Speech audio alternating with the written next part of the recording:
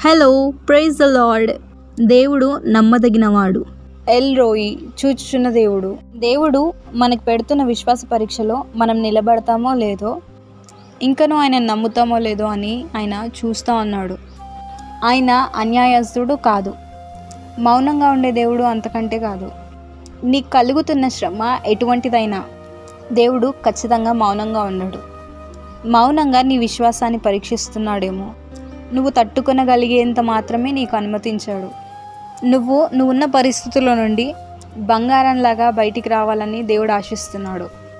ఇంకనూ ఆయన మీద నువ్వు విశ్వాసం విడిచిపెట్టక ఆయనని బలంగా నమ్మాలని, ఆశీర్వాదాన్నో సుఖాన్నో ఇంకా దేన్నో ఆధారం చేసుకొని నీ ఆనందం ఉండకూడదని దేవుని ఉద్దేశం. నీ కష్టంలో, నీ బాధలో, నీ శ్రమలో ఇంకా నువ్వు దేవుణ్ణి విశ్వసించగలుగుతున్నావా? నువ్వు విశ్వసించినా విశ్వసించకపోయినా ఆయన ఇంకా నమ్మదగినవా?